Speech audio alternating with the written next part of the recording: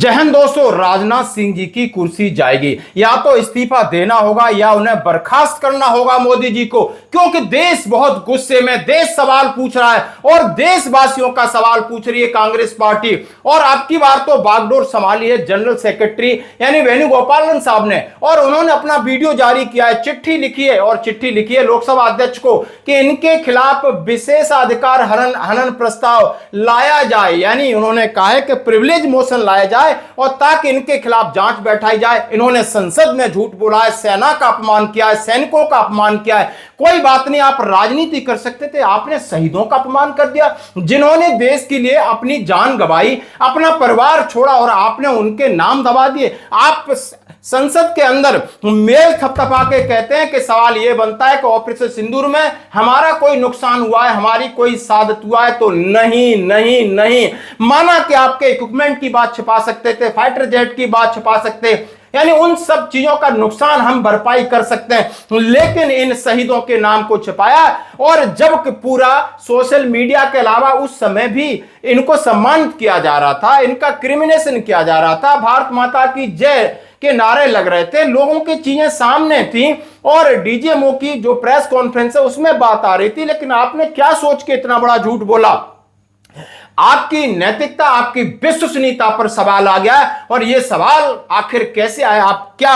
आप इस सवाल को लेकर पूरा देश गुस्से में है, कांग्रेस पार्टी भड़की हुई है, उन्हें एक जबरदस्त मुद्दा मिल गया है और प्रभावी तरीके से वो इसके ऊपर अटैक कर रहे हैं कि इनको सस्पेंड कर दिया जाए और इनका इस्तीफा ले लीजिए। और उन्होंने कहा देश से माननीय प्रधानमंत्री जी माफी मांगे कि आपके एक मंत्री ने संसद के अंदर झूठ बोला, और संसद के अंदर झूठ बोलने की सजा क्या है, जरा इसके बारे में बात करें। यानी मिसलीडिंग और झूठ, जहां युद्ध, उन्होंने कहा है जहां पर जब ऑपरेशन सिंदूर हुआ आपने विपक्ष की मीटिंग की, सभी ने आपका साथ दिया कि आज देश की बात है, कांग्रेस पार्टी या विपक्ष सारे नेता आपके जो भी निर्णय हैं हम उनका साथ दे रहे हैं।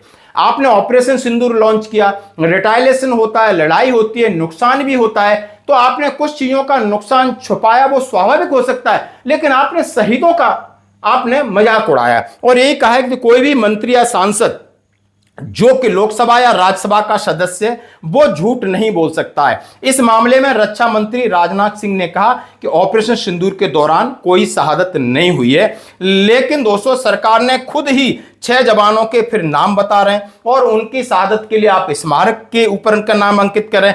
यह संसद को और देश को, सेना को गुमराह करना का अपराध है। इसलिए मैंने सदन के अध्यक्ष के समक्ष राजनाथ सिंह जी के खिलाफ विशेष अधिकार हनन को पेश किया है, यानी प्रिविलेज मोशन। कि जिस रक्षा मंत्री ने रक्षा मंत्री होते हुए अपने देश के सैनिकों के नाम संसद में झूठ बोलकर, क्योंकि संसद में सारे ऐसे लोग बैठते हैं जो लॉ मेकर्स होते हैं, वहां झूठ बोला। ऐसे रक्षा मंत्री के पास अगर जमीर बाकी है तो उन्हें अपने जमीर का इस्तेमाल करते हुए इस्तीफा देना चाहिए। पूरे बीजेपी के सांसदों को और प्रधानमंत्री को खुद सबसे पहले उन शहीदों के परिवारों से, फिर सेना से और फिर इस देश के सामने माफी मांगना चाहिए। और हम ये भी मांग करते हैं कि ऐसे रक्षा मंत्री के खिलाफ प्रिविलेज मोशन आना बहुत जरूरी है, विशेषाधिकार हनन प्रस्ताव, क्योंकि उन्हें अपने उस पद पर रहते हुए जिसकी उनके पास जिम्मेदारी थी, अपने ही देश के शहीदों को धोखा दिया और उनको हाशिए पर रखा 13 महीनों तक। और चाहे ये रिपीटिशन हो, फिर भी हम कहेंगे कि वो शहीद जिन्होंने कारगिल में कहा था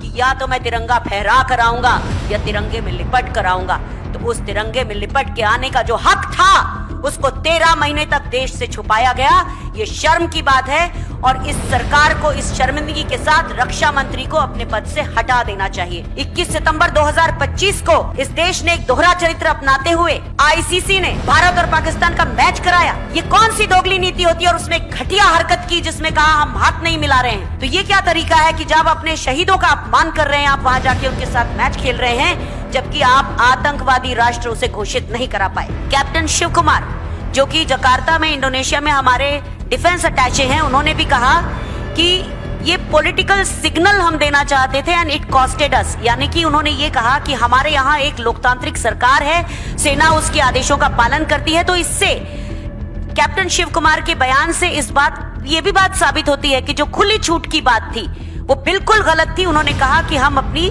सरकार के आदेशों का, निर्देशों का पालन करते हैं। अब प्रिविलेज मोशन क्या होता है? यदि यानी लोकसभा अध्यक्ष संसदों की एक समिति डिटेल करेगा, वो इसकी पूरी गहन जांच करेंगे। जांच में यदि ये दोषी पाए जाते हैं तो इनको निंदा, चेतावनी और माफी की सजा मिल सकती है, सदन से निष्कासित किए जा सकते हैं और पद से इस्तीफा देना पड़ेगा। तो आप बात क्लियर है कि जांच की कोई जरूरत ही नहीं, जांच तो स्वयं आपने कर दी। झूठ आपने बोला, वो संसद में सामने बोला है। 6 बंदों के नाम आपने लिए, वो आपके सामने। अब इसी को लेकर के केसी वेणुगोपालन साहब आक्रामक हैं। आप देख सकते हो कांग्रेस के जितने भी लीडर हैं उसके साथ सोशल मीडिया पे बड़ी बात आ रही। सोशल मीडिया पे कहा जा रहा है कि राजनाथ सिंह जी का जो कद है राजनीतिक बहुत ऊपर है, क्योंकि भारतीय जनता पार्टी के अध्यक्ष रहे, बड़ा स्टेट है उत्तर प्रदेश, उसके मुखिया रहे यानी मुख्यमंत्री रहे, देश के गृह मंत्री रहे, देश के रक्षा मंत्री हैं पिछले 10 सालों से। क्या रक्षा मंत्री जी को इतना पता नहीं रह रहा है कि ऑपरेशन सिंदूर जहां बिल्कुल लाइव मॉनिटरिंग हो रही है, एक एक फीडबैक आपको तीनों सेना अध्यक्ष और सीडीएस रिपोर्टिंग आपको मिल रही है, और आप लगातार इसके ऊपर जो आपको सुरक्षा एडवाइजर हैं अजीत डोभाल साहब, उनसे बातचीत हो रही, मीटिंग हो रही है, फिर आप ऐसी चीजें कैसे छिपा सकते हैं जब आपके सामने था कि आपका सूबेदार मेजर पवन कुमार जो किस तरीके से उनका डिप्लॉयमेंट था, उनके ऊपर सेल लगता है, राइफलमैन सुनील कुमार, उनको वीर चक्र भी मिला, लांस नायक दिनेश कुमार भारतीय सेना का है जो रेजिमेंट ऑफ पार्टी का है, और मुरली नाइक है, हवलदार सुनील कुमार है, सार्जेंट सुरेंद्र कुमार हैं जो एयरफोर्स के। इनके आप खुद से नाम ले रहे हो और इनके नाम तो पहले भी सबको पता था।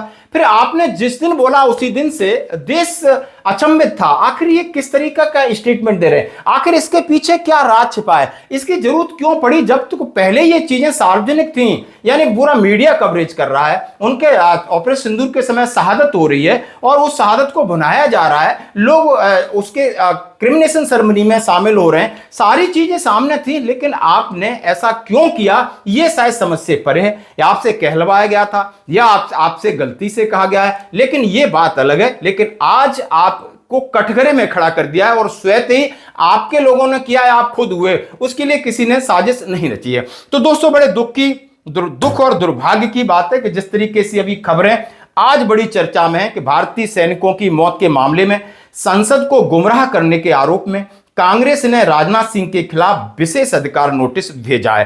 कांग्रेस ने मंगलवार को, जैसा कि केंद्रीय रक्षा मंत्री जी के खिलाफ जो मैंने बातें कही हैं, उन्होंने एक पत्र लिखा है और पत्र में उन्होंने कहा है कि 28 जुलाई 2025 को पहलगांव में हुए आतंकी हमले के बाद ऑपरेशन सिंदूर पर चर्चा के दौरान रक्षा मंत्री जी ने कहा था कि ऑपरेशन में हमारा किसी भी सैनिक का कोई नुकसान नहीं हुआ है, इसका मतलब कोई सैनिक शहीद नहीं हुआ है। और इसके अलावा अब कुछ लोग इस तरीके के वीडियो डाल रहे हैं कि कांग्रेस के समय में सेना बहुत कमजोर थी, वहां पर हमारे जेएंडके के अंदर भी लोग उनके ऊपर पीटते थे, उन्हें परेशान करते थे, टॉर्चर करते थे।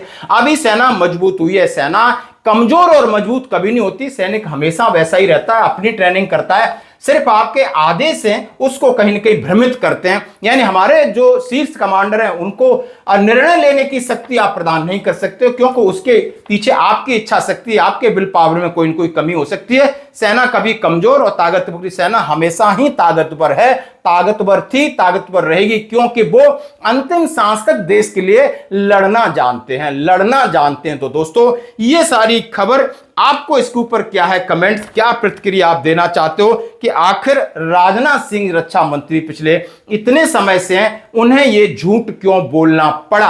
आपको प्रतिक्रिया देनी होगी। धन्यवाद।